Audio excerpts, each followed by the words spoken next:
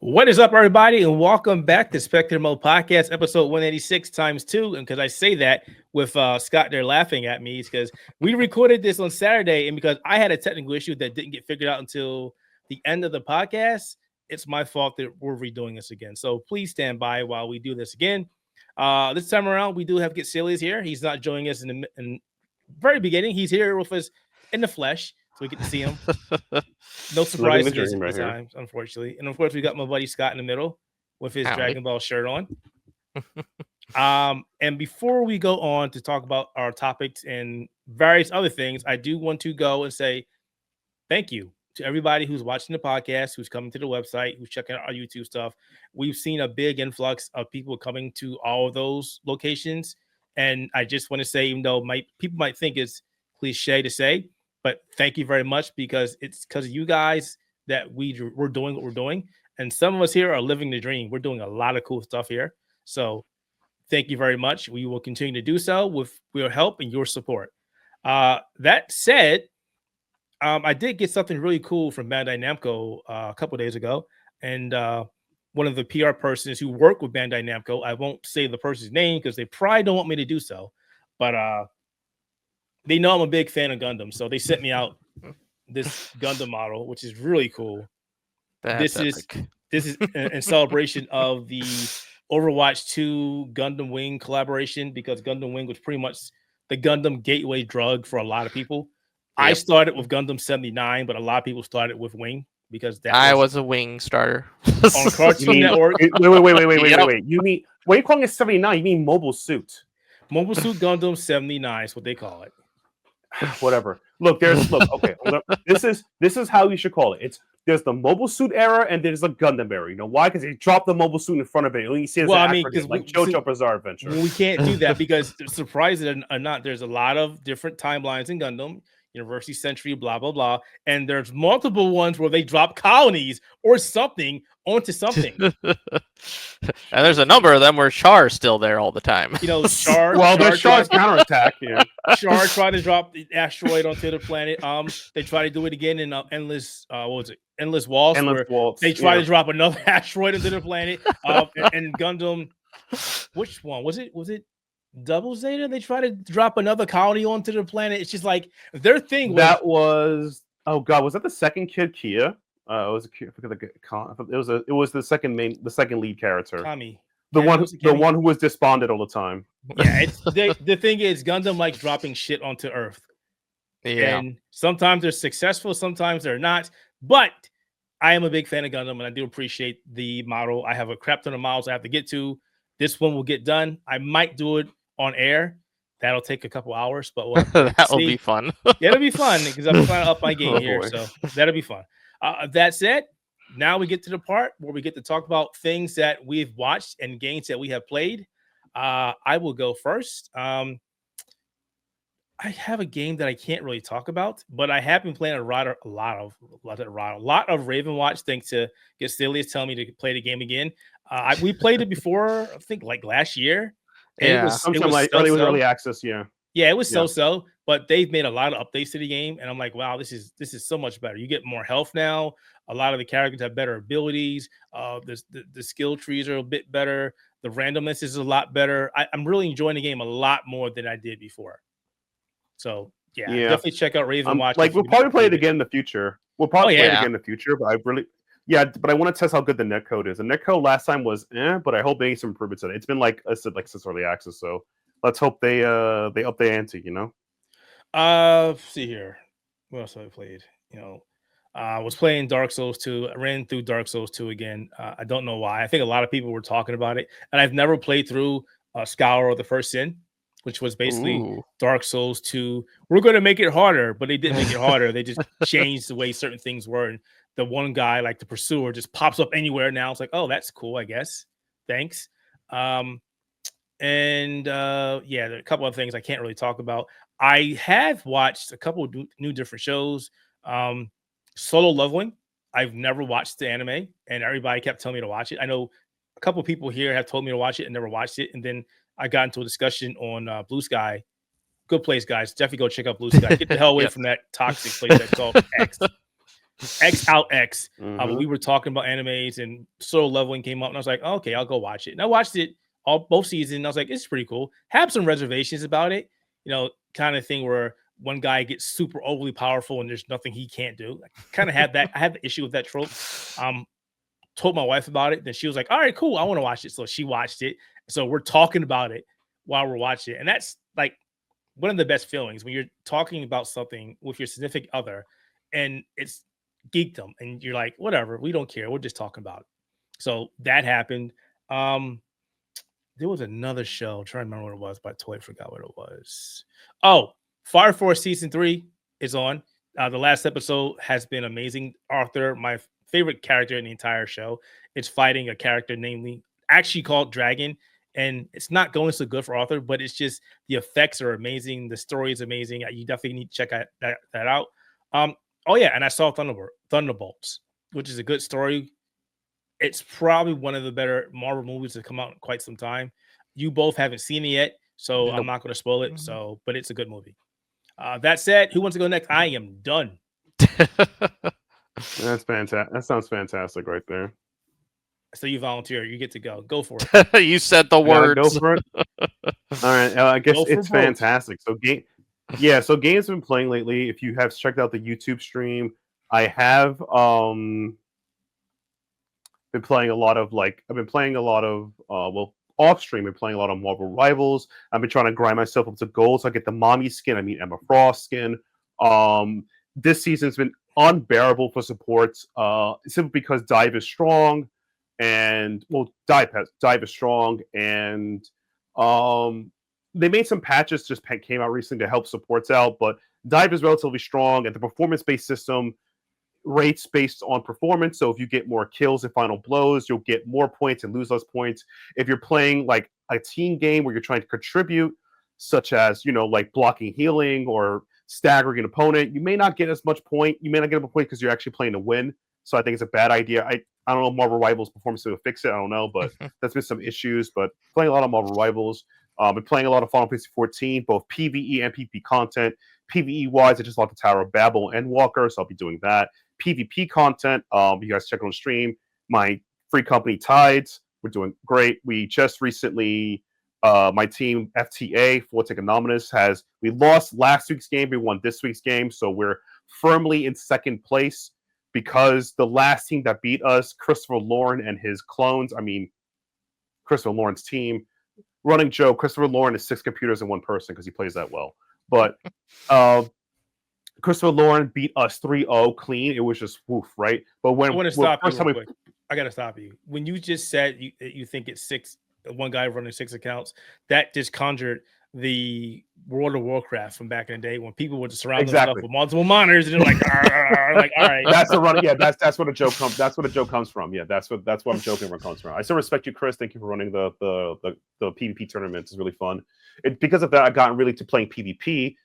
I started playing I play Red Mage, but now I can play Viper. I can play Warrior a bit, but I enjoy Viper, Black Mage, and Red Mage a lot. But yeah, so basically our team's second place because of one map difference. Because when we beat them the first time, we went 3-1. They beat us 3-0. So they're in first place.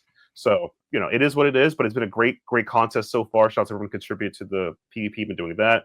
I've also been playing a lot of Rogue Loops. If you see my streams of that, I've been frustrated with that because the game has horrible programming or hit detection where the enemies have 0 HP and they still live, and it's BS. And it's like, God dang it, that sucks. It's a horrible experience. Wouldn't recommend it. Off stream, hopefully be up on YouTube soon. I had to do a second playthrough of Rosewater. It's one of my favorite point-click adventure games of the year. I did one playthrough and did a second playthrough, and I'm not going to spoil what I gave the game, but you guys be surprised at the score I give it to. It's fantastic. Recommend it. He's waiting for me to finish a review. I have to finish it. I was waiting for him to ask me. He told me that's my note, and that's my notification to remind you. Please finish the review. Like, yeah. It's in the editor's hands. Yeah, it's in the editor's hands. I've also been playing a lot of Dungeon and Degenerate Gamblers. It's a really fun card roguelike blackjack. It's Balatro, but with blackjack. I've also been playing a lot of Fatal Fury City of Wolves. It's, in my opinion, one of the best fighters in the market right now. I cannot unrecommend it enough. It's just solid. He's just stealing people's money. Look, I've only gotten, and I mean politely, third, second. Okay, so I'm not stealing everyone's money. So third, second. That's Only some. Yeah, only just a some. bit. Just some. Just a bit. Yes, some. Yeah, and I've also been playing. Well, not. I could probably talk about it. I have been playing a lot of Daybreak. I'm trying to get faster through it. I think when I come back from PAX East, I'll probably be putting on my stream schedule like Friday night to be just playing nothing but Daybreak. I need to beat Daybreak once I can play Daybreak 2. So that's what I'm gonna have to tell you, we might need to share that schedule some because a certain game is coming out, and I know a couple of us want to try and stream our failure. You know what it is.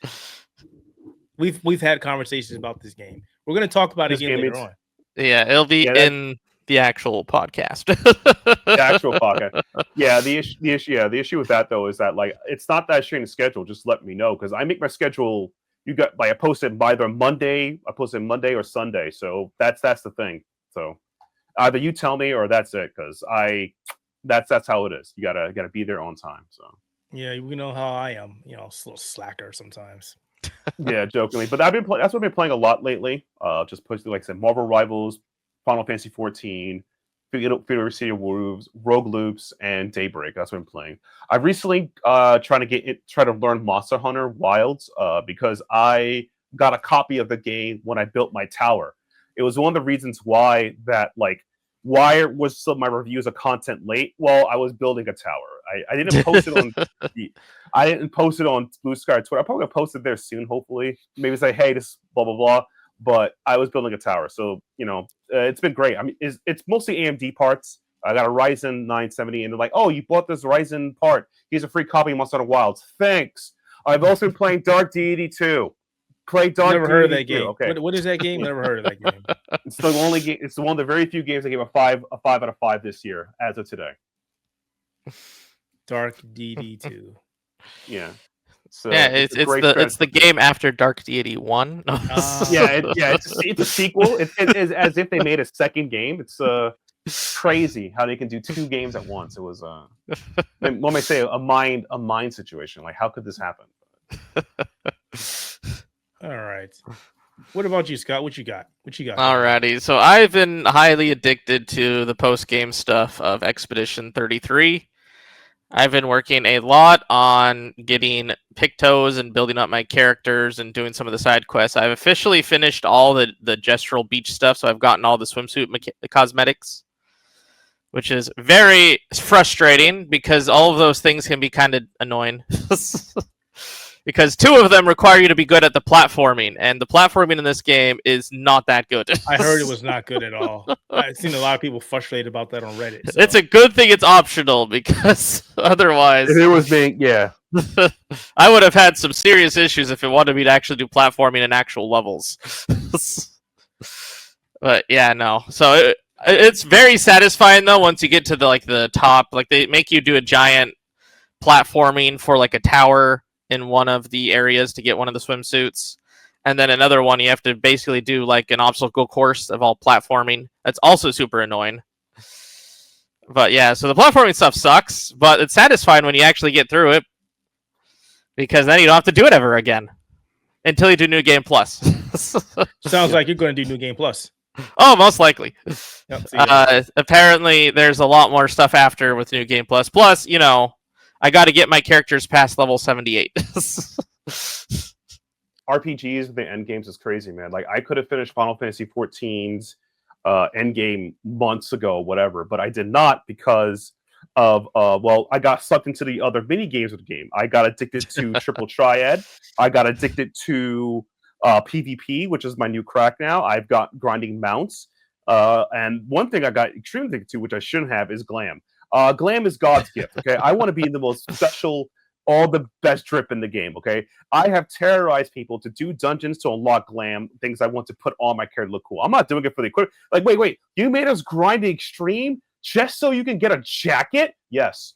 This jacket has doesn't give me any defense whatsoever. Yes. Have you seen this But jacket? Have you seen it? Wait, so how's the PvP? Yeah. How's the PvP in that game? It's solid. It's It's fun. There are 3 modes for PvP. There's Frontlines, Crystal Line Conflict. That's the one I mostly play, and Rival Wings. Play Rival Wings. I generally think if I was going to improve PvP, I'm not talking about both the classes and that. Final Fantasy 14 needs a group queue so you can play it like other games with your friends you can play modes with. And there's only a group queue for Frontlines. I want a group queue for CCL, Crystal Conflict, and I want a group conflict for Rival Wings. That's what I want. I want that to be a thing. And I also would like for them to make better rewards for the PvP track. So far, the rewards are just like, you grind to get wolf marks to buy stuff, and occasionally you get like a mount or a frame. Maybe some better rewards to fix that, and that's about it. Other than that, I enjoy PvP a lot. And you could watch the VODs. I have them. You can see me like getting like 2-3 kills with like Red Mage. It's insane. Red Mage is not broken. Please don't nerf me. I earned that. All right, fair enough. I'm just a special birthday boy. So let's go ahead and get started with what we're here to talk about. So last podcast, I kind of went off. Can I do that again for the first 2 minutes? I just need to do it. You are allowed. It comes a job. So if you have not been paying attention, there are now $80 games out there in video game land. And there's been a lot of back and forth as to why this actually happened. And I actually wrote an article a couple weeks ago saying that I'm not blaming Nintendo, but Nintendo kind of went first. And then, of course, there's a lot of people on Reddit, Twitter, other places going, anybody who says that Nintendo went first and it's the cause of the $80 game is an idiot. And I'm like, well, if you think about this for a second, publishers have been talking about doing this for years. But the thing is, it's always been talk. It's been hypotheticals. Nobody's ever went first because they know that if they did that, then fans of video games would probably go, this is ridiculous. I'm not buying it, blah, blah, blah, blah, blah. So they never did it. It took Nintendo, who went first, to go and say, hey, we have 2 $80 games. They're coming out. This is what it is. Buy the Switch 2. Buy these damn games. Shut the hell up.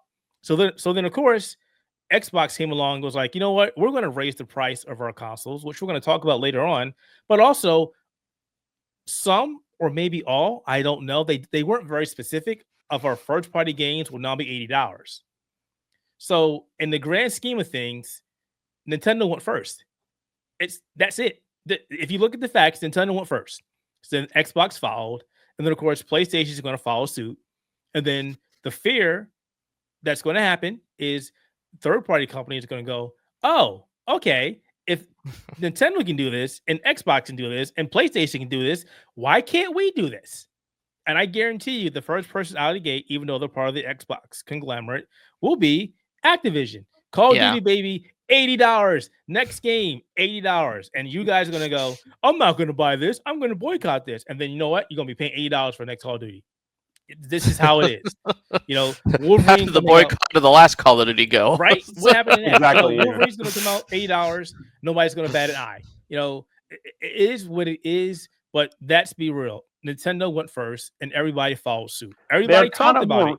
There's kind of more reasons why Nintendo went first. It technically, but it's a lot more under it. The thing about it to me is what gets me upset about it is that regardless, again, there's tariffs, there's a whole world situation. There's a whole lot of things. It's a perfect storm, is what I call it. Perfect. What the problem, at the end of the day, the conditions created the reason why this happened first. I'm not particularly happy with those reasonings, and the thing about it to me is if the tariffs weren't there, and this is me being honest, actually, any gamer person who's watched this stuff, are the companies going to go back down? Again, when games jumped to $60, $70, the price didn't go back down. Did not happen at all. We're still there.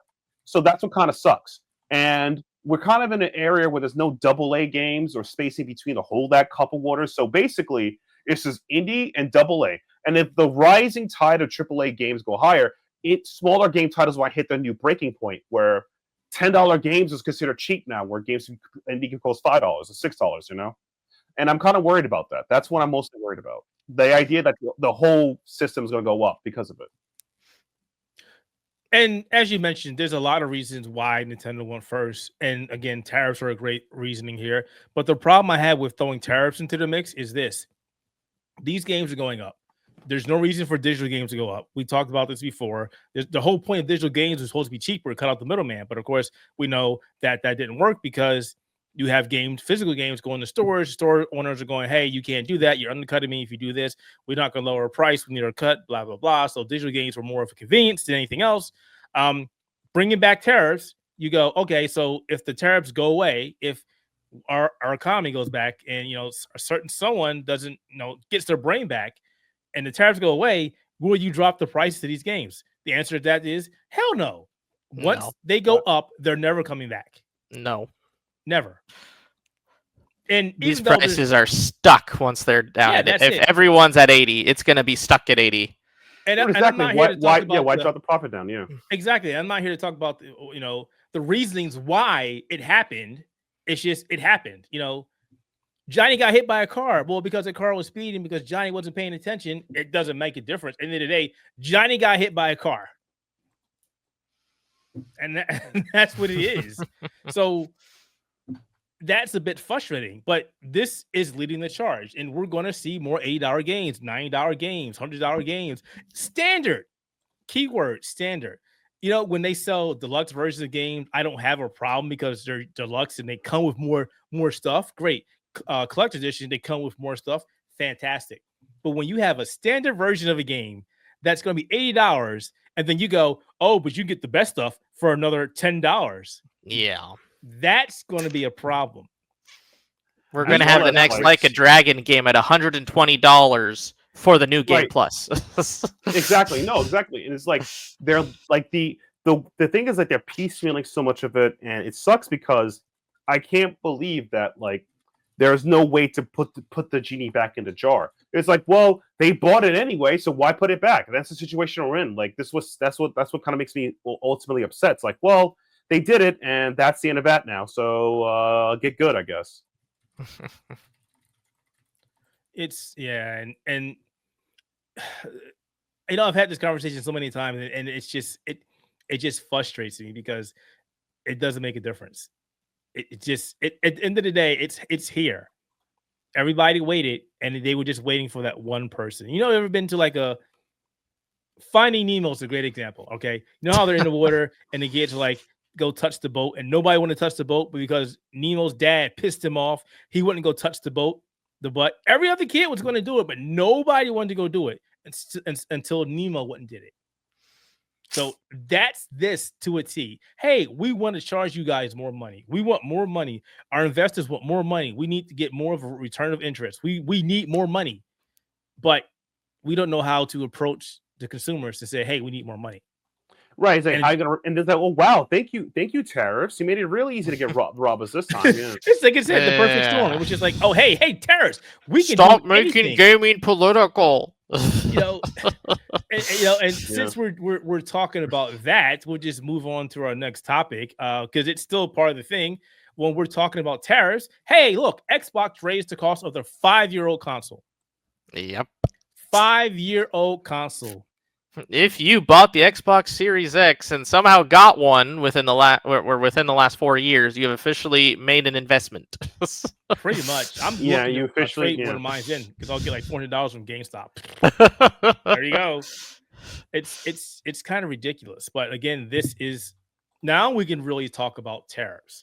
Tariffs are now making gaming more expensive. Not that it wasn't already getting there, but now. It's a perfect reason why we need to raise our prices.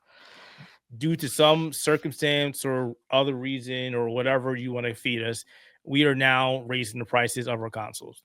Xbox across the board. And their accessories are raised. Like their controllers went up to $64.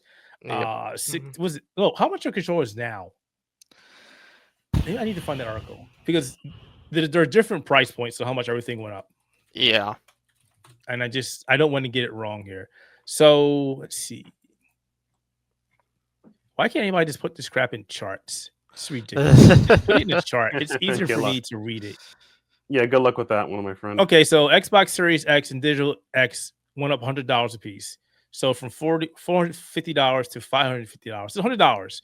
And the Series X with the disc went up from $499 to $599. So from $500 to $600. $600. Jeez.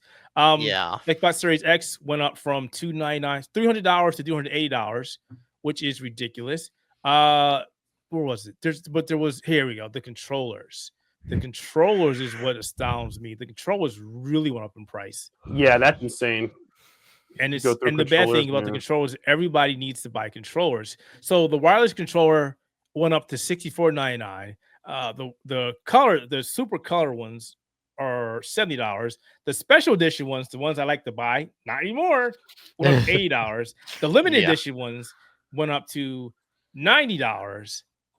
The Xbox Elite controller, Series 2 Core went up to $150. The full version went up to $200. Man, controllers are not cheap. And if they're not, then you complete like, oh my god. Oh yeah, and like you get Joy-Con drifted. I mean, seriously. That's the big thing right there. What happens if you get Joy-Con drift? Controller. Yeah, get Joy-Con drifted. Yeah. They don't have any Hall effect sensors in these controllers. Nope.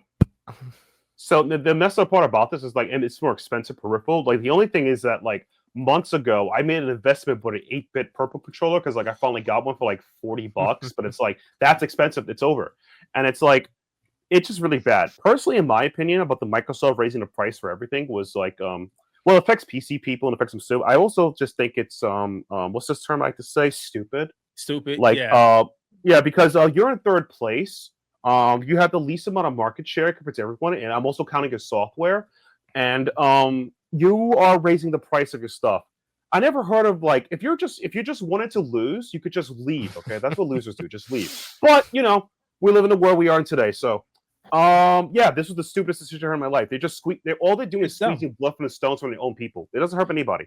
I think Xbox. Remember how we always have this conversation? The Xbox and its messaging is off. It's completely wrong. It's everywhere. But look at this, and I don't like this, but just look at this for a second, right?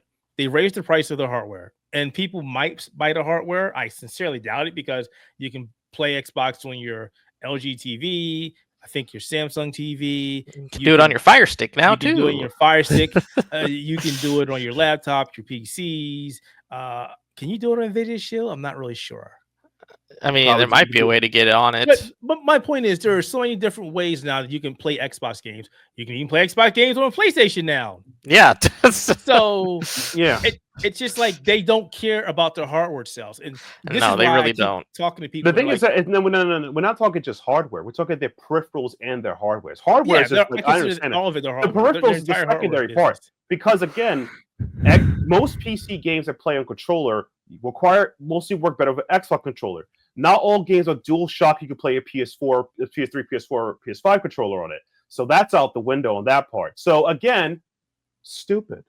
This is why I recommend 8-bit Dell controllers for Xbox. I do. Yeah, they're better. They're better in every. And they're cheaper. They're cheaper. Yeah, they have better quality. They will save your life. Yeah. They have the charge dongles that come with it. They have the 2.4 gigahertz dongle that makes it better. There's less input delay. It's a better controller across the board. Yep. And they're cheaper. Did we mention they're cheaper? They're cheaper. They're cheaper, especially now. Well, I mean, especially now, the year of our Lord. Now it's kind of a problem because they're once we sell our stuff in our U.S. warehouse, we can't sell anymore because of that whole tariffs thing, which is ridiculous. Yeah, there's been reports of some businesses that, let's say they make the product elsewhere and they put it into American stores. I'm gonna go to idea. I'm gonna go to high theoretics of idea versus real labor. Basically, if I am a pretzel maker, and I say that now because I'm eating pretzel crackers. Pretzel crackers are delicious. I love it. Recommend pretzel crackers, everybody. So if I was a pretzel cracker maker and I had my recipe, but I don't have the means to make it, I could pay a company that, let's say, that's not in America. Let's say a country, Malaysia, Taiwan, etc. Doesn't matter. It's not in America. And they use my recipe with the ingredients they had to make the best pretzel crackers of all time. Now, here's the thing. Because of tariffs, even though it's an American-made product with my IP, my logo, everything on it, I have to pay tariffs when it comes in. So my pretzel crackers are still stuck in a warehouse in foreign country X because of that. So even if, Microsoft is an American company, they're an American company, they make the controls elsewhere, wherever that may be. It's stuck there. It's stuck in a boat. So there's a lot of businesses that are having that problem where they are American-based businesses, but their products are made elsewhere and they facilitate distribution here. So get luck with that. Also, hey, because of the tariffs, everyone's Amazon stuff is going to go up too. So whatever you order for Amazon, it's going to go up. It's not just Amazon. I want to reel us back on, but it's not just Amazon. Like, just because we're redoing the podcast, Netflix is getting charged tariffs because, the administration decided any movies made overseas is now getting taxed a tariff. It's a movie. That's something he said. I'm gonna be honest with you. It's not a viable plan, Chief. I'm being honest with you. It's not really viable because you can't, distribution networks can't be tariffed. And I'm gonna say this very politely. How do you distribute? Can you tariff the internet? Do you know how weird that sounds to say that? Say nothing. Don't say that. Don't say that. Oh my God! Don't say that. We're gonna tax the internet coming from overseas. Oh my gosh! I'm like, what? Like those will figure out a way tomorrow, eventually today. Oh God! But to get us back on the whole gaming thing, everything is going on. And I'm not just picking on Xbox. PlayStation announced their PlayStation Digital in certain regions. I'm waiting for us to get. When I say us, United States of America, I'm waiting for us to also get the notification that everything's going to go up. Game Pass is going to go up. You tell me it's not. Game Pass is going to go up. It will. It's going to go up. They already went up. I think last year or towards the end of last year. They already had a small So it's like, good luck. Yeah, that's already happened. But now there's a reason to go up even more. It's like Netflix has went up multiple times within the last 2 years. Oh well. Yeah. Yep. Like, that was terrible. Great. We love it. Video cards are going to get more expensive. GPUs, yep. CPUs. Hopefully, you aren't trying to go build a PC this year. Everything. Keyboards. We talk about geekdom. Everything behind me, all that shit on my shelves is going to go up. Yeah. It's all going up. And the downside to outside of us paying more money for stuff, for our adult money, is the downward effect. You're going to charge people more money. People can't afford it. Maybe stores stop selling as much stuff. Maybe they start laying off employees. Maybe stores start shutting down. Yep. That's going to happen. We've already seen, not game related, we've already seen business saying, I've had to let go of people because we can't stay afloat. Mm-hmm. This is economics. I don't want to get all political, and I don't want to have people going, why are you talking politics? Because this is part of this the equation. This is reality. Politics have hit gaming. And so this is like I said, this is reality. This is the situation we're in, because it's like, and the sad part is like I think Scott knows this and I know this. Okay, so you guys may notice I'm part of the A1 podcast. I'm a weeb. I can't believe I'm an anime fan. So you guys know I'm a huge fan of HoloLive. I purchased some HoloLive equipment when I find it on sale for him. Hopefully you respect Tokino Sora as our Lord and Savior. Yes. So basically what happened is that there's a screenshot of somebody trying to buy the HoloLive limited plushies that came out at $25 a pop. They ship from Japan to here. The amount shipping, he bought 5. It's $125. Tax made it about $160. The tariff made it about $343. No. So if even for weebs it's over. I'm picturing when I buy my manga, they might get hit by that too, because average price. The average price I'm going to pick up a Suensha manga, aka Shonen Jump. I know I'm being a weeb right now. So the average price of a current Shonen Jump manga is roughly between $9.99 to $11.99. Canada pays $15.99. They have issues, whatever. So I'm picturing I'll be paying Canada prices with my. I'll be paying the Canada price with taxes plus God knows what else. So yeah, good luck to me finishing the rest of Blue Exorcist anytime soon. Please don't tariff me, Blue Exorcist. I need to finish that story. So it's fun. It's all going up, folks, and I hate to be the bearer of bad. No, it's just a reality of things. It's reality. If you're not paying attention, then hey, this is what it is, unfortunately. And you can bet your bottom dollar that when these tariffs go away, will these price points go down? Could be the reality that no, it's not going back. Everything, car prices are going to go up, computer prices are going to go up, toilet paper is going to go up, your pack of Twizzlers that you love is going to go up. Oh yeah. Made in the US? I think it's made also, but it's like it depends where the stuff is made, and that's kind of the problem where we're at. It's like the thing is that like we as a country, as America, we're used to stuff coming from other places. Not everything is made here. It's impossible to make everything. I mean, as much as I would like to believe, I don't think we could just America can make Tactics Ogre 2. I mean, we tried. We can't make Tactics Ogre 2. Tried. But we buy that stuff. It's important. And it's just really kind of weird in my mind. Like, seriously, it's just super weird. Like, how does this benefit anybody? Can anybody give me a phone call about this? Nope. No, all right, here we are. Exactly. So, yeah, folks, we're sorry. We'll talk about this more in upcoming podcasts and stuff. But, yes, right now, gaming is getting expensive. So, right. Welcome off, Spanky. Yeah. And the thing is that, like, as we discussed in the early topic, Nintendo has raised the price. And the thing is that I don't know the Nintendo community will boycott or anything like that. But it's going to be really, really bad for them because it's like, Wait, do you say Nintendo fans and boycott? Yeah, exactly. Will they boycott? I don't know. Bought cardboard. I know. I live in a dangerous reality where I believe Nintendo fans could boycott, but I doubt it because it may or may not happen. But in a very serious way of thinking about it, it's just kind of insane that this is it. And it's like Nintendo fans can't purchase things because they only buy one brand. It's like that's it.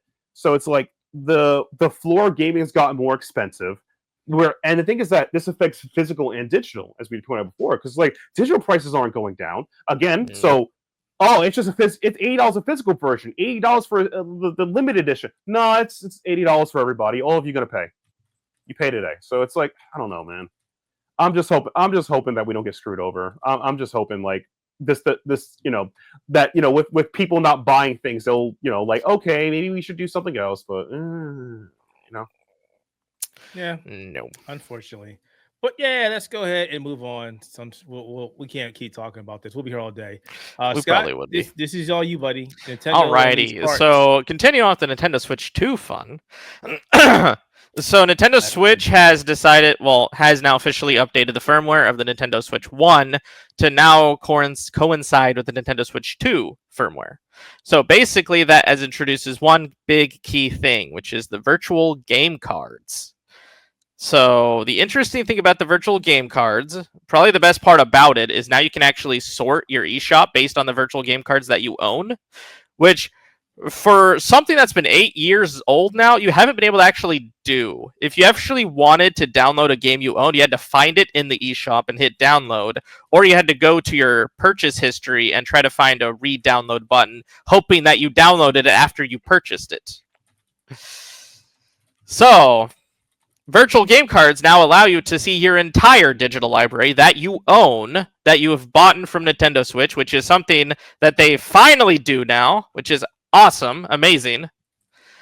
The caveat to that, however, is now they have changed the way that the primary and secondary Switch systems work. Originally, the primary secondary systems worked the same way as PlayStation and Xboxes used to do, or still do, where basically, if you make an account and count your Switch as its primary, you can play any game on that with any account that you own with that Switch. And the secondary, you can play any game that you own as long as you're using your account. So some people would do something called game sharing with this, where they'd have their primary set up as someone else's Switch, that person can play all their games, and then their Switch would be counted as that person's primary, so they could play all their games. So it made it so people could actually play games together in that function. People do that also all the time with PlayStation and Xbox, where they basically will have friends basically paying half and half to either games they get for Xbox or PlayStation or Switch. And that is no longer happening now, because it's now all on the virtual game card, and that can only be placed on one Switch. Yep. Yeah, this hurts me personally because I have a Switch. My fiance has a Switch, and we have a network of friends who will not dox you. Don't worry, I got you, homie. I'm no snitch. We use virtual games to share a couple library with each other, play with each other, and It kind of sucks because, again, as go to the early conversation, prices of game going up, and companies are finding more ways to squeeze out of you to get more purchasing. Gaming is getting expensive. This is pretty bad. Bad in this regard. And so it's like, oh, crap, we got to figure out what games we're going to buy. And that bothers me because it's like, look, man, you already got my money. You already got the $250. You're already paying for the Switch Online. And we're already playing Earthbound 2. You already got Earthbound 3. Please stop. But it's serious. I'm deadly serious about that. Like, oh man, it's a different type of squeeze, and it's like they know who they're hitting with this. I'll leave it as that. Yeah, and the thing with virtual game cards is if you do have a secondary system, you can use that virtual game card to send to the secondary system, but you're no longer allowed to play the game on the primary system now because you made the virtual game card license now to the other Switch. So basically only one of the two Switches can now play the game. So if you try to game share, you won't be able to actually game share anymore in that regard. There are certain games that allow you to, like Mario Party, that allow you to actually use one copy between 4 Switches, which is something that they brought from like the Nintendo DS era, because that you used to do that with a lot of like the Mario Kart on that era, as well as the Mario. Well, yeah, I think Mario Kart. There's a few other games that could do it. I think one of the Zeldas you could do it too. Mario Kart, Mario Party. I believe. Correct me. Mario Party Victory. You could correct me on this. I believe some of the Mario sports games you could do it with. I think tennis some people do it with. Someone could correct me, and I believe you could also do with Dokapon Kingdom. And I'm not saying that because I ruined friendships. But I think those are the ones you could do it with. So you can do that with certain games, but that now is based on the by game basis. So you can't. It's not going to be every game allows you to do that. Only certain multiplayer games will. Well, sounds like interesting. Nintendoing. That's what it sounds like. Yeah, exactly. So there's always got to be a caveat with their new system, because another thing that I really like about the virtual game cards is now you're actually able to send over your DLC to other Switches, because that now counts as its own virtual game card, which is really interesting. That wasn't actually stated as something you could do. That just showed up, and you can actually now use your DLC as a virtual game card disc that you can send over to the other Switch. So if, say, you have the game physically on another Switch, but the DLC's on this Switch, you can move the DLC to the other Switch. Can I also just toss in there, coming from a technical background and also a network background, it's always bothered me that Nintendo Switch is called the Switch. It's just like the Switch. It doesn't even have an Ethernet cord. Right? Like, which Switch are you talking? Oh, the console. It sounded cool. Look, I'm not gonna fight against Nintendo. It sounded cool. I'm trying. Please don't do this. But can you get me that smart hub over there? You mean the Switch? Yes, the Switch. Yeah. That's what the network hub. No. Can you imagine that? Just when you're at Best Buy, pick me up a Switch. What is this? That's a Switch. It could be either or. Like, I wanted the Ethernet Switch. Yeah, I need a Switch. Yeah. I wanted the console, not the Ethernet thing. Like, what? Just there's something I always wanted to throw out there. It just really bothers me. Yeah, I deal with that fun terminology all the time too, because we have to deal with switching out switches at work. Or upgrading to new switches, or downgrading from the new Switch because the new Switch doesn't work as fast as the old Switch did, and all that fun jazz. You mean the OLED one? Oh God! Oh God! I'm sorry, folks. Just you're good. So essentially, virtual game cards are now here. If you used to game share on the Nintendo Switch, I am sorry for you. You're gonna have to find a new way to game share. Yeah, and it might involve getting a boat. That's what I'm saying. On the open world. There is like another way to do it, like the switching through the primary and secondary, but that also requires you to be next to the other Switch, which makes another problem. Right. Really which again, this bypass this. I'm waiting for this. Right. And the thing is, like, about the switch to switch setup, as I was going to mention. I'm tongue twisted there. It's like this might affect people for the professional gaming for Switch side, for the Nintendo side, for people who play Smash and Splatoon 3, the GOAT, by the way. Yeah, it's going to affect because those tournaments do require like some land setups, whatever. So that could be difficult for them because it's going to be difficult to buy like all joke aside, running a tournament is expensive, and I'm not talking just a venue. You need to have the equipment and running. I'm not even talking about paying the streamers off, by the way. Seriously, pay your streamers up front, okay? If you don't, they're going to have really antsy about you. But, we'll get to that later. But, yeah, that's kind of like a whole thing of itself. So it's like, oh, my God. Oh, so that's the thing. Man. That's the thing. Yeah. I'm just weirded out by this, to be super honest. It's like, oh, yeah, by the way, we're limiting how you could the virtual. We're limiting how much you could share your games. And plus we're raising the price of your video games. And I hate all of you. No, Miyamoto would say I hate all of you. He would say that like he would say anime was a mistake. Oh wait, that's wrong guy, wrong one. That's Miyazaki, wrong person. Which Miyazaki? There's multiple Miyazakis. Are you talking about there's only one Miyazaki that said that. You know it. Don't even the Souls-like Miyazaki. He never said anime was a mistake. Trust me. That you have the wrong Miyazaki. Not that we know. No. That Miyazaki will tell you I know game design and then leave the room. Do you know what's been happening recently? Grand Theft Auto 6, Rockstar, and the fact this game is coming out in 2026 now. So which means we can finally get release dates for trailers again. When this was announced, first of all, let's clear the air. There was never an official release date. Everybody just thought, hey, it's coming towards the end of 2025. And as you notice that publishers start moving their titles either ahead or really delaying them. Yeah. And now that they said, hey, 2026, I think there's been a massive sigh of relief from all these publishers going, hey, we got time to release our games in 2025. Meanwhile, the other ones that push their games forward have to hope that they get them out before April. Because once May hits, the next 4 to 5 months, so May, June, July, August, September, forget it. Don't release anything. Months. Unless you're another AAA game that you know is going to do well, don't do it. Don't do it. But that means that we now know when the next Horizon game is coming out, which will be the day before GTA 6 comes out. Right? Oh my God! It was Elden Ring that killed the first one. And what was it? Was it Shadow of the Earth Treaty, the second one? Yeah, it was so Breath of the Wild for the first one, then Elden Ring for the second one. It's ridiculous. Oh my God. Yeah. So like if you're gonna release a brand new Zelda or something, or a new Mario, then you're good. But if you're releasing something that you know may not be good or a new IP, don't do it. Just don't take that chance. It could be the best IP ever. Don't do it. Don't do it. Because this game is gonna sell like hotcakes and it'll probably be priced $100. It'll probably be at least 80.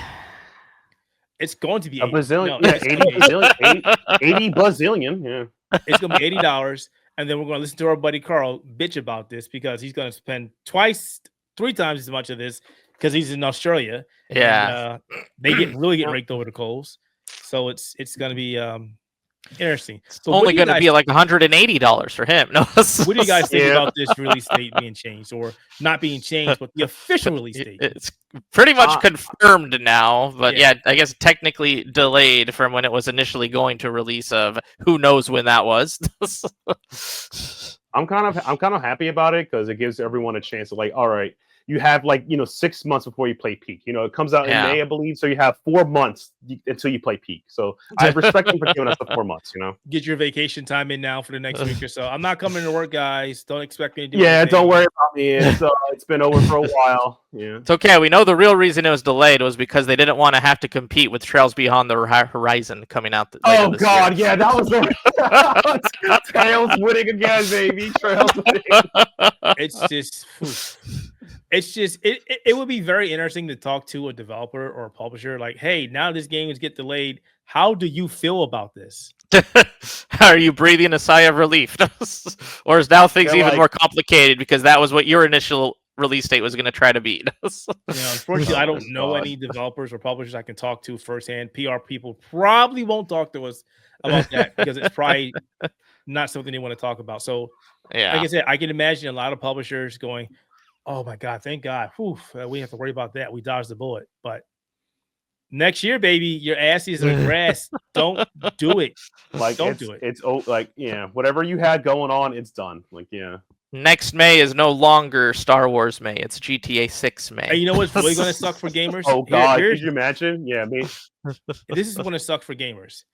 PlayStation has already raised its console in certain places. Get ready for them to raise their price everywhere else. Yeah, Xbox for the global has already raised their price. So they are already paying more money to get a console if they don't have one. On top of that, the game is going to be $80. Maybe it won't be, but let's just say it's going to be. You know that they're going to try having bundles of GTA 6 too. Oh my god, yeah. So that's going to be even more fun. So we circle back. Hey, game is getting more expensive, and it's not coming out for PC. Probably won't be on PC for the next 3 years. Yeah, Rockstar is really good with their PC ports. I mean, like, they take forever to release, and then they take forever after to optimize it. Like, when did Red Dead Redemption come out for PC? Let me see. 1 or 2 came out. We got 2 first, and then we got 1, I believe. No, we got 2 first. We got 2 showed up on PC first, and then 1 eventually showed up with like the remaster finally. Yeah. So 2 came out on November 5th in 2019. When did it come out for consoles? God.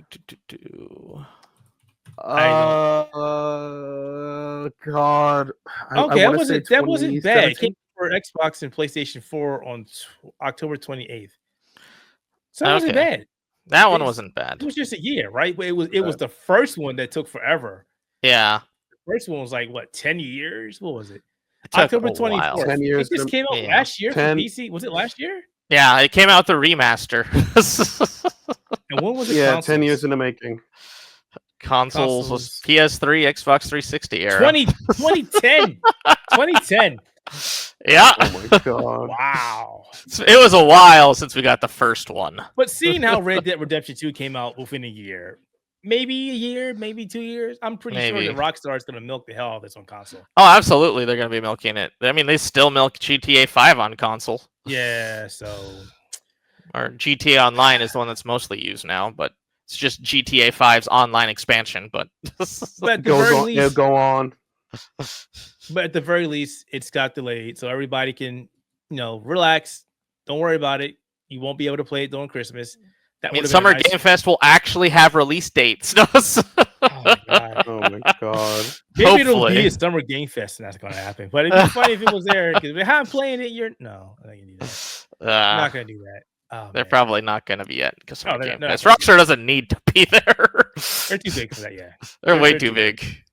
Rockstar, yeah. Go ahead. No, go ahead, Matt. See what you're saying. I'm sorry. No, Rockstar's like, I will show up at my own Rockstar. I'll have my own. I'll have my own event. The Rockstar launch event of GTA 6 and only GTA 6. That's the only thing we've been working on. Yeah, like let's not talk about the other projects we have. Yeah, in the next online version of GTA 6 online. Yeah. Yeah, that's it. That's it. Oh man. Oh my god. So speaking of games, there's a game coming out end of this month called Elden Ring Nightreign. I've been following the game for quite some time. Got a lot of have you now? No, I've got a couple things I have about this game that are problematic. But what my big concern about this game is? The lack of crossplay. This is very much pissing me off to the point where I actually, after we recorded the podcast, I sat down. I was like, wait. So I do want to play this on PC, but I know most people are probably going to play this on PlayStation. So it's like, God damn it. I really don't want to play it on PlayStation.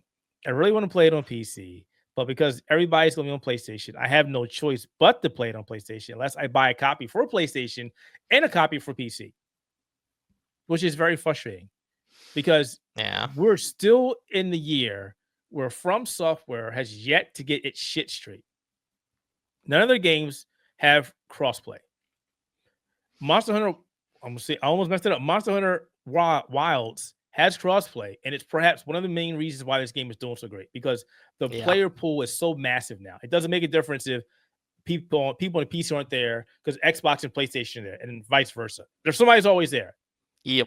A smaller developer, Gunfire Games, who made Remnant from the Ashes and Remnant 2, two of my favorite games of all time, were able to get crossplay into their games.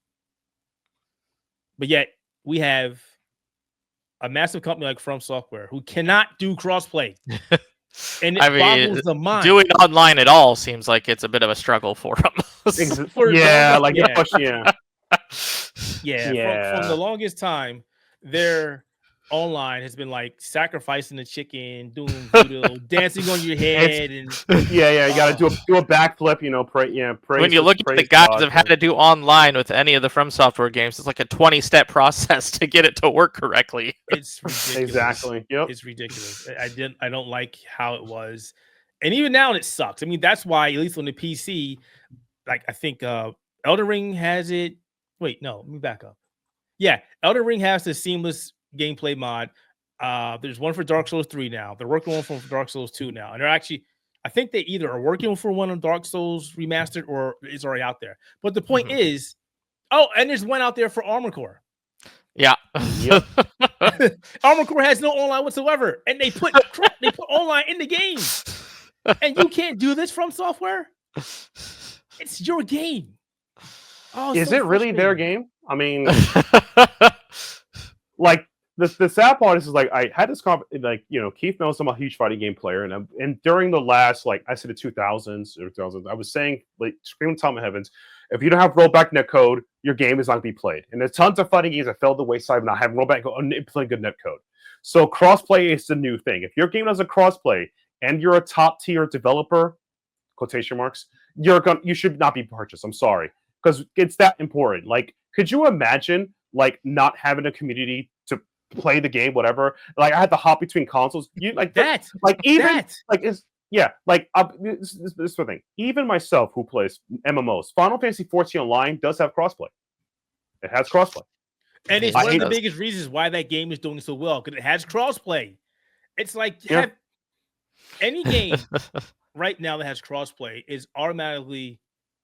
It's going to be a good game. Unless it's trash tier, it's going to be a good game because you'll automatically have at least a community working on it. And you're not forcing people to buy another platform or console to play with it, which is something that people, a lot of people can't do, especially in this economy. It's just not happening. Yeah, not with $80 games, no. Yeah. We're not taking mortgages to play games with friends. I mean, for some reason. I'm not doing it. And that in itself is like, oh yeah, by the way, good luck. Like, what do you mean good luck? And that's because it's like, let me get this straight. Can you imagine what that's like? It's like, okay, I want to play the next. Let me think of a popular game. The next Grand Theft Auto, right? And it's like the online has no crossplay, and here I am, like, oh boy, do I buy an Xbox? It's not gonna play on a Switch. I can wait until a sale happens. There's a PC port, but oh man, the PC port's not going to be that great. They have issues that based on, oh man, what do I buy? The Xbox or the PlayStation 5? What do I do? Oh no. Just buy the one that you're comfortable with and just buy it. That's it. I mean, there's no other brain cells to it, but this is where we are now. And that's how, and that to me shouldn't be really a choice, but Yeah. And the big thing is if people are like, I'm exaggerating, I'm making a mountain out of a molehill. Just look at this. PlayStation, Xbox, PC. We know that the PlayStation and PC are going to be the big two platforms. People buying on Xbox are going to buy it, and then slowly but surely, people are going to go, I don't play this game anymore. And then your player pool decreases dramatically. Dramatically. I don't say dramatically. I don't want to say that. I want to say exponentially. Yeah, it will. Okay, that's fair. Exponentially is the same. Yeah, okay. And then, I think exponentially is a little bit more, right? So now you're playing a game that you can't get online matches because nobody is there, and then you're just stuck at the waiting for a match screen going over and over and over, and there's nothing. There's literally nothing. Yeah. What do you do then? Pray that From Software releases a patch to make the game a little easier because it's an online game with a single player component. It was made to be played with 3 people online. Yes. I'd rather it be 4 people, but 3 people is what it is. Unless they're going to try introducing bots. Introducing bots, exactly. They're also bots to help you. Bots to help you. Yeah. The sad part is there could be a horrible component in the game, and I mean this politely, that because there's not a lot of people playing the game on certain platforms, they even have to redesign the game to be a single player experience, which is like, classic. This is a nightmare scenario, classic. But it's like, yeah. So, this is the first, wow, is everyone just shooting themselves in the foot? They're just shooting themselves in the foot. It sucks. It's like really crossplay is such, crossplay is a big deal. Just as when I was gaming 20 years ago, we all streaming rollback netcode, and then you don't have rollback netcode. You can't play delay base because the inputs are important in fighting games. Yeah, we're gonna go back to that. That's what's gonna happen to us. So in my day, we brought consoles to everybody's houses and we hooked them up and we LAN played. Yes. You'd have the projector on the ceiling because they didn't have space on their wall for the TV. And that's what we did. Yeah. Or we played LAN parties on PC, and that's what we did. But now we're in an age where everything is online, and we forget about the crucial player experience, and this is one of them. And you guys think I'm making something up here. You guys thinking that I'm joking, right? Wait till you get this game, and then you start seeing the player count go down. Because first of all, it's already an experiment, and people are already iffy about this game. So, not to mention when you play, we saw this and we were playing the network test, and we start playing people who I don't want to say sucked. They weren't doing what they're supposed to be doing, and you're killing monsters and trying to live up. And some guy is way on the other side of the island doing, "Hey guy, what are you doing? Could you please come over here?" And then they die, and then we can't beat the boss. Oh, we're fighting the boss. The guy's doing like, "What are you doing? What are you doing? Go fight the boss. Help! I'm down. Could you get me up?" Would you help me get down? It's going to be another case of Overwatch where randos suck all the time. Big mistake. Whoa. You mean Marvel Rivals, the same thing, right? Yeah, Marvel Rivals also falls in that camp because you get the Instalock Spider-Men who think they are the greatest thing ever and then realize they have 3 kills the entire game. See, I had a Spider-Man that was 1 in 10. Oh my gosh. I had a Spider-Man 1 in 10. That's all I can say. Like that was experience I learned. And then Blaine poor healing, which is always the best. I wasn't healed. You weren't anywhere near the team, dude. We couldn't see you. You died. You're dead. Nobody. The only thing healing you is Spawn, bro. Yeah, God, yeah. Oh well. So, yep, get ready for that, folks. I'm not saying the game is going to do bad. I'm not saying it. I'm not wishing for the game to do bad. I'm just saying there's some frustration there that should have been thought about, but it wasn't. So, what can you do? Like I said, maybe, hopefully, but it's like I said, it hurts because it's like, again, like rollback netcode. Like it's hard to believe. You know, there were people that were against rollback netcode. The idea of it, and look how every fighting game has to have it now. It's that important. Yep. You shouldn't make a fighting game without it. That's just simple mechanics. They have. Some people have it. It fell off. Like you think no one's gonna play that? You out of your mind? Yeah. So they still think they definitely need to realize that rollback netcode is gonna have to be here to stay if they want it to work online. Yeah, and crossplay. And crossplay is important for many games because again, we have multi-platforms. We will play like it was one game that we played early, like crazy last year. I think it was Grand Blue Fantasy Relink. That didn't have crossplay. No, that had crossplay. I was able to play. Yeah, I could have played with you and your other friend who was grinding like a bazillion hours or whatever and done the DLC content, but I had to do it by myself alone with Percival, who's just not a great king. I think he's a bad guy. I'm just saying it. I think he's a bad guy. I mean, Grand Blue was a great game, but yeah, I wish I had crossplay because it would have been a lot more interesting. Because I had to manage like 3 different accounts trying to play everything. I know you had an account with me, you had an account with your friend, you had an account with your other guy. I was like, oh my god, dude, what the hell? I mean, I played the game a lot because of it, but it was kind of a nuisance. I wish I could just have one account that could play with everybody. Yeah, man. Yeah, it's still a great game. I recommend it. But that's the thing. I generally think crossplay is just the new rollback netcode. It's a medium that every game should have. I do not look, I don't even care if you are the one in 5,000 people that own an Xbox. That's you. You speak your truth, King. But you should be able to play with other people. Okay, that's all I gotta say. Exactly. And the fact that you can't is a problem. Hey, maybe they'll add crossplay down the road, which would be great. It wouldn't be the first game. Fantastic. It wouldn't be the first game to say, "Oh, hey, by the way, now we have crossplay." So I'm hoping that that's. I'm still crossing my fingers that Sparking Zero adds crossplay. Oh my god! You think? Oh my god! The game would be dead before that happens. It might. We're still getting DLC though. I mean, that's where the real money is from. Then again, Xenoverse 2 is still getting DLC too. That's exactly been going for way too long than it needs to be. All right, let's move on to the big conversation here because this one is the one we need to talk about. So it's been a really shitty week for gaming because 2 big gaming sites, Polygon and Giant Bomb, have pretty much said goodbye.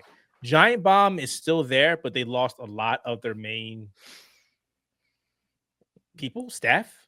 Yeah, they basically got gutted. Yeah. and we still don't know what's happening with the site. But Polygon was sold to Valnet, which is perhaps one of the worst organizations to be sold to. Pretty much when they buy a site, they pretty much gut the team, and they did gut the team with Polygon.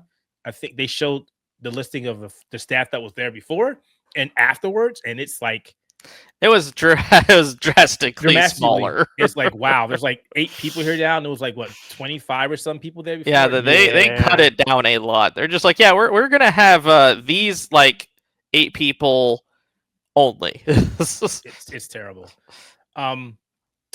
And it just goes to show you that when you get corporations involved with gaming and they need to reach a certain amount, their ROI or their investors get like, we need more money, or they look at the lack of money they're getting and they're looking at the Google effect and how Google is affecting search engine optimization and AI. And they're like, you know what? We're done. We're walking away. And then somebody like Valnet comes and goes, hey, we'll buy your site and we'll destroy your site. And it's okay. And I'm not just saying it because I want to pick with Valnet, because Lord knows I don't want to, because they're so happy. But yeah, they have done it, and you can look at their record. Their record stands at what they've done. Countless sites. It's just terrible. And I mean, it's what happens when you own so much of the gaming journalism scene. Is you don't need all that much. Yeah, they don't need it. It's tons of overlap. Let me look at this up. I had a list of all the sites they owned at one point, and it's ridiculous. Let me see, where is it? I can't find it anymore. So whatever.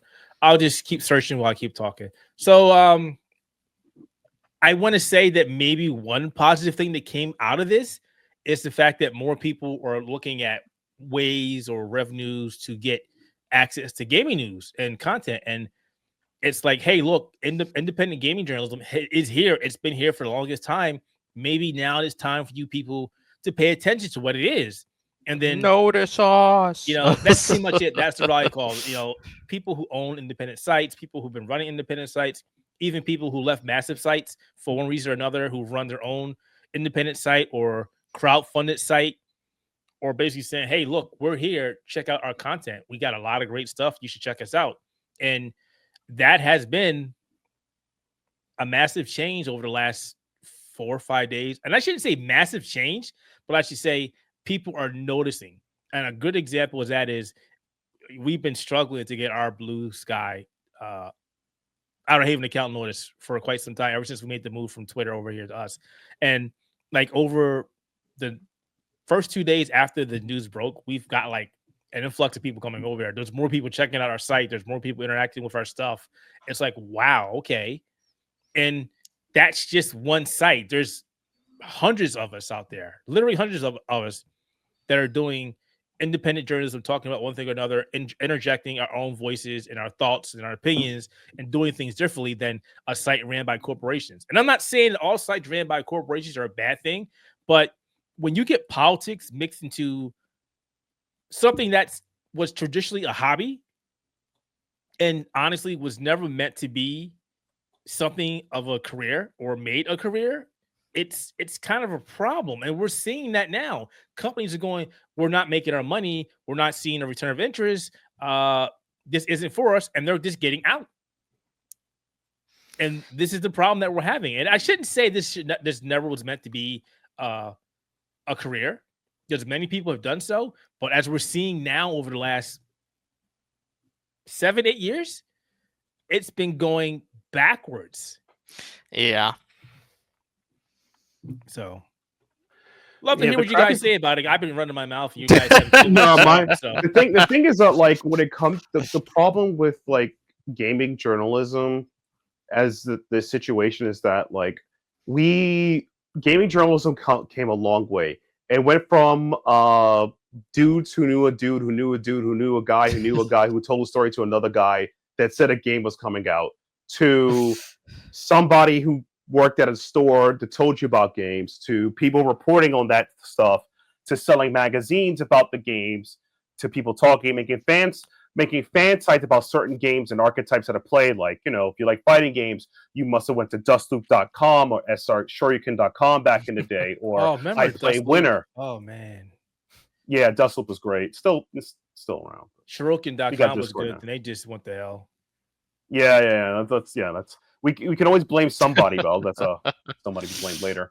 But we got those websites that became fan sites for certain games and certain group communities, and then came along, E3, which invited a lot of people from game journalism, who were hobby blog sites and whatever. This is how you got the birthing of like IGN, Games Radar, and all these other people. That's a whole bunch of people came from this era, pre and post that, and they had like Rooster Teeth. It's a whole thing. So the gaming media has evolved into a thing where it's a large media space, but in general, it's not very profitable.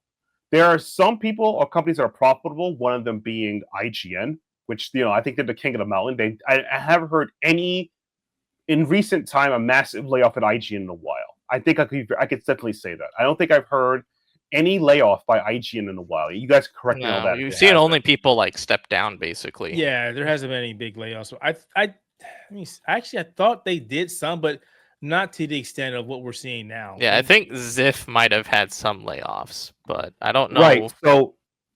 So IGN said they did around 300. I don't actually know. Towards the end of last year, there was a bunch of layoffs from IGN. So they were layoffs. Okay, I haven't heard a massive. So there was a massive layoff. So yeah, so correct on that one. But I guess the point, not the point stands, but it's interesting that like even the ones that top took good layoffs, and that's about it. In gaming media, to me, is a passion project. It's great networking, all that jazz, but it does not bring home the rent. That's why a lot of these sites models have changed from people selling newspapers. People were selling, magazines. Now people do ads, and people sell, the evolution from ads, and then we sell Patreon to get people to pay to do stuff. Or even they stream on Twitch, or they get YouTube membership, whatever gets buco bucks in the door. And I think the problem is that overall, throughout this entire evolution of games media, there has never been a truly sustainable monetization model, because people come and go. The gaming media people, regardless of how you feel about some of them, they're very involved in their media, and people can get their own information elsewhere as certain things, regardless if that information is wrong or not, which I still think a lot of people get wrong information. Oh my God. So, that in itself is its own problem. So, I think that when I hear the Polygon being featured with Valnet, and Valnet is sussy-wussy, I'll leave it as that, it hurts because they're sussy-wussy, and it kind of shows that, like, gaming media, it might get consolidated. I think it's like only like 2 or 3 big companies, and then there's everybody else, and it kind of hurts. Because people like us, the independent media, it's just hard to get a foot in the door with all the issues of Google, SEO, and blah, blah, blah. It's really hard to grow. And, we thank you guys for listening to our podcast, supporting us on YouTube, following us on Twitch, and all our social medias. But in general, though, it's really hard. Without the work done, it's just hard to grow. And I generally feel bad. The more and more I hear about larger media spaces collapsing or getting folded or merger acquisition, the more I worry about the space overall, the health of the space, I think some of the people who left will be fine. Jeff Grubb is one of the guy I think I'll be fine. I wouldn't be surprised if I see Jeff Grubb get a job at Play Sony like 2 days later. Jokingly, he's a talented human being. He's fine. I know. I said jokingly, but he's a very talented human being. He can get a job anywhere. But stuff like that, there's something to worry about. But it's kind of discerning, It does make me worry about the gaming space in itself. But again, it's it's evolving. Some people would say devolving. I think it's just going full circle, because it went from gaming magazines to gaming websites like IGN, EGM. Remember EGM, folks? To videos, and now it's like the bigger sites are going away or merging, or monopolies, and a lot of people who work there are going away. So people are like, we'll get our information from video. Like, all right, but where do you think the people that make the videos are getting their news from, guys? They're not sourcing the stuff themselves. They're looking at websites and going to Reddit and stuff and grabbing information and making videos off of them. Like, if there was no website covering Assassin's Creed Shadows, where would all the rage hate come from? Ta-da. Probably still Grum's. No, but the thing is, when the revenues, where the locations where people get that information decrease, it's going to be harder for people to get the stuff. Or, say IGN goes away. It's not going to. But IGN goes away. They're like, where are we going to go get our information from now, guys? It's like there's literally hundreds of independent people out there doing the same thing, and it's not like we're copying off of. We have PR people, and I would say we're getting an influx of PR people hitting us up, going, "Hey, you want to cover this? You want to cover this? You want to cover this? You want to cover this?" And I'm like, "Okay, wait, we're just a small site of 10, 12 people. We can't do all of this. It's nice that you're thinking of us, fantastic." But we're not. No, the thing about it, I can only do so many reviews in a week. Basically, it's only. But I feel like that's kind of like the situation of it. It's like I feel like I worry more about the health of the space than the space not existing. And I do agree with earlier. Like, there's a lot of YouTubers or gaming personalities that get their information from websites like us or who elsewhere, and they post it as their own news. Like I said earlier, there are people who are in the gaming space. They're very enthusiastic, know what they're doing, but they still get the wrong information. People don't double check. Again, there's a lot of fake news, as the kids say, fake news out there. But it is what it is. But I genuinely worry. I worry more about the health of the space because the verifiable sources, the work that goes into it, as well as one of my deep fears of gaming journalism is that it'll get turned into, I call it the influencer nightmare, where here's the thing, and I'm not gonna throw you under the bus. I think that the American gacha community are like drama mongering psychopaths. It is, if I wanted to get I only now trust YouTubers that does Japanese translations or just recaps of Grand Blue Fantasy storylines, because I play Grand Blue Fantasy.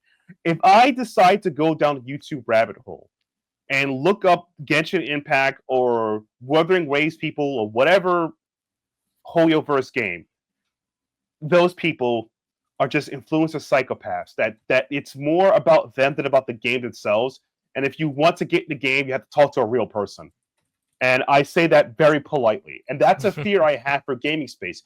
Influencers are influencers. I'm not going to deny, millions of people play Balacho because they saw, Northern Lion played. I'm not going to disagree. I love Northern Lion. It's a great guy. But I worry that there isn't like a independent source or a third-party people who's going to play the game, look it up to give you a fair shake without the personality juice, okay? Look, I don't want to see a guy flipping, can I get 6 Jokers in Balacho? I don't want to hear that, bro. Tell me how the game works. Please. I need a guide.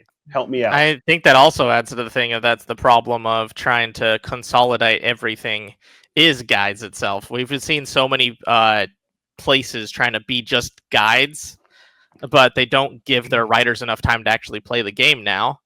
And you'll notice that some of the guides are absolutely incorrect. Yeah. Because of that. My God, yes.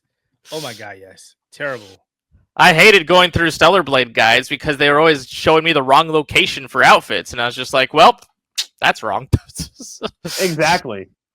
Or, the guide is like 3 paragraphs of nothing in the sense of like, oh yeah, by the way, you can if you want to unlock the Prism Glam, you actually go to the store. Like I'm saying it's 14. Like, wow, you wasted 3 paragraphs for this? What is this?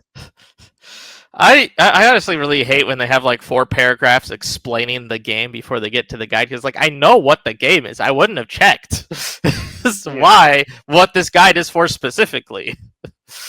I have nothing to say about that because I bitch enough about that as it is. I'm not pointing fingers. I'm not trying to be an elitist here, but a lot of people they put out. I just said I wasn't going to say. They basically put the information about the game into things like, yes, we all know about this information. We know about the game. We read about the game. The manual, remember those? Tell us about the game. We know about the game. We don't care about manuals. This. We don't care about the story. Tell me how to find this thing. Thank you. That's it. I'm done bitching. Sorry. And I think it also goes in a problem of the same thing with Google with like AI is people do make guides with AI. And I think that's another reason why there's a lot of them that are wrong is because they're scraping so many different things at once and it turns into a thing of nonsense. Have you looked at an AI? Have you looked at it? And if you literally look at Chat AI, it's Chat GPT. Chat GPT, yeah. It does a search, right? And it's like, I'm looking at here. Okay, so how do you know which one is the right information, guy? Right? Never use ChatGPT for guys, people. Don't do it. No. I've never done it, but I do like going on ChatGPT asking it questions because it's kind of funny to see some of the things it says. So like it. Move on. I won't talk about that. So that's the whole thing of the problems I have with this whole journalism being bought. As there's a lot of things that corporatism of the journalist scene is going to do, especially as we start diminishing the people who actually work on the stuff. Because you'll have a lot less people to work on the games, which also means a lot less headroom and a lot less, basically, a lot less things to be covered because there's only going to be one person basically doing everything for one game. And then realize that that person who needs to do the review can't do the same for guides or do this or that if they only have like a week to do it all. They have to focus on one or two things they can actually work on with the game. So that's another reason why there's going to be a lot of issues if you keep cutting down staff if you're trying to buy out the entire journalism scene. Because you don't see just how much effort goes in between each person. There's people who literally just do nothing but guides. There's people who do nothing but reviews. There's some people who can do both.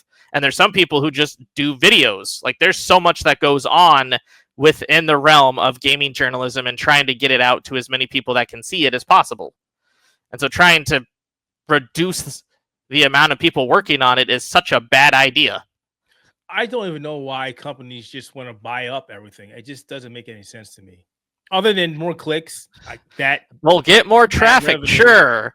But how long if you have nobody doing anything? Exactly. Until it gets to the point where, you know what, it's not working. We're just going to let you go. We're just going to take the site. We're just going to hire people that just do garbage writing and fluff pieces and just put them on the site. And no disrespect to the people who are trying to make $1 or whatever you want to call it, yen, rupee, whatever.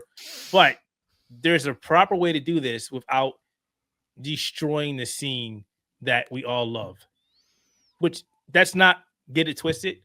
It is getting destroyed when we see more things like this happen. That's my take. Yeah. Oh, no, yeah. And that's kind of the thing about it. It's like, like I said earlier, the evolution of the game, economy is that now the current evolved, like the games media economy, I would say game journalist economy is kind of flood the market with like lots and lots of articles or lots of stuff. Like, we joke about these useless, these useless guides are like 5 hours long that have like 2 sentences you need. This type of retention model seeking is also what drives the market currently nowadays. So we joke, but this is a thing that's going to happen. So they could hire like 5 million people to give hey, every article you have is going to have like, 15,000 words with only one paragraph of a meeting, so you can force them to continue to retain retention, things like that. I'm not saying that's going to happen or whatever, but it's just bad for the media space because, again, I worry about the health of the industry. I think game journalism is going to exist independently or in big corp, but I worry about the trends that affect it because if we all are chasing the carrot that doesn't exist, we're all going to fall off the cliff. That's my saying right there. So we're lemmings. We're all lemmings now.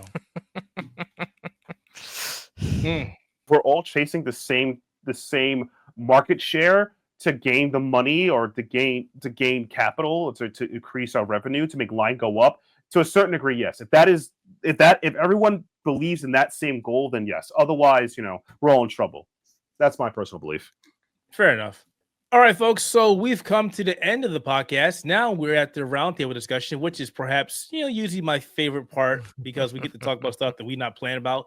And looks like Scott that put in something about Chrono Trigger? All right. So I just wanted to shout this out because it's sad, but it's also, I think, another demonstration of just how game journalism should work in a way. But basically, during one of the Comic Cons in Italy, there was a panel for Dragon Quest with Yuji Horii, who's also known as like one of the main people in the industry who also worked on Chrono Trigger. And during the panel, the translator mentioned a remake for Chrono Trigger, and everyone went crazy until we had the actual video come out and realized that it was only the translator that mentioned the remake. The actual Yuji Horii line had nothing to do with the remake at all. It was just talking about how he was so excited to see so many fans of Chrono Trigger in the audience. So that kind of was a buzz for a solid day, where everyone thought a remake was going to happen of Chrono Trigger, until the video actually came out, and we had to actually have people basically do a bunch of amending of their articles, because there's a lot of different outlets, including ours, that basically were just like, "Oh, it's coming, it's coming, it's coming. Yuji Horii just confirmed it." Until we realized, oh no, the translator just mistranslated. Yeah, look, this is how it is. Yuji's got too many things to worry about. He's got this this Dragon Quest games to worry about. He's got a team, but anyway, the worst part about it is that like we as journalists have vetted our websites, but how many people who are influencers who use journalistic data won't make a follow up on it? Like, it doesn't matter, whatever. And so there's probably like, I want to say a large, let's say between 5 to 20% of people who have no idea there is no Chrono Trigger remake. And by the way, really hard to happen if Toriyama's with God now, or is God. I don't know yet. Really hard. I like, no offense to Toyo-san, but if you're not ready for Chrono Trigger yet. You still haven't finished your last Dragon Ball arc. I'm just saying. But he basically just started the next Dragon Ball arc, so. But yeah, so I mean, Chrono Trigger remake is not happening, but it was a good it was a 2 hours of people jumbling and being excited. Sorry, folks. Wake up, wakey. It's not happening. Sorry, but hey, maybe it could happen. It could be a misdirect. It's actually happening. It has actually happened. You were supposed to tell us this. Now we know this, because this is not the first time. I'm not saying this is happening, but there's been many misdirects. Like somebody said something, and the developer published like, "No, that's not happening. That's not happening." And then months later, surprise, it's happening. And it's like, oh, so you lied to us. So it's okay. The Final Fantasy IX remake is still happening, I believe. Yeah. You keep holding on to we don't have Nobu-san, but that's, okay. You can hold on to that, just like Bloodborne 2 is happening. A Bloodborne for PC. Bloodborne PC port.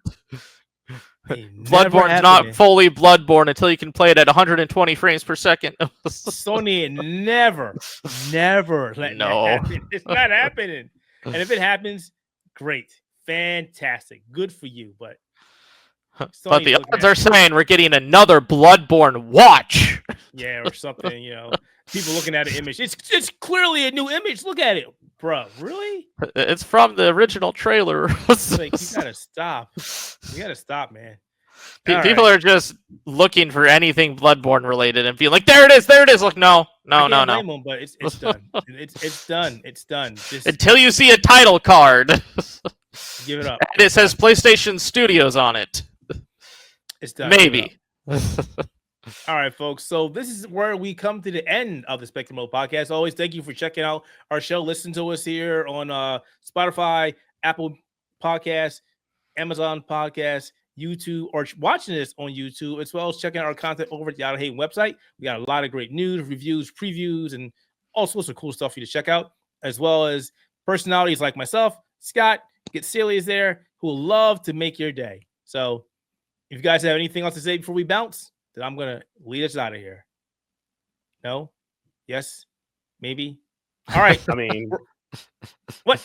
You said something. What? Say. Yeah, I said maybe. The only thing I would say. You know what, folks? You know what? We will not be attending PAX East 2025, but that guy, that guy, Get Serious, the guy who says Eastbound, he'll be at PAX. So if you see him, say hi. Yeah, if you see me, say hi. Offer me Liquid Death, which is the non-sparked drink or energy drinks. I'm doing this. I'm doing this on my own. I have a lot of things to take care of, but I'm going to try to say polite things to people who cut me in line instead of just saying the New York way. I'm in Boston. Things are different in Boston. So with that, folks, thanks for checking us out. We will see you on the next episode. Take it easy. See ya.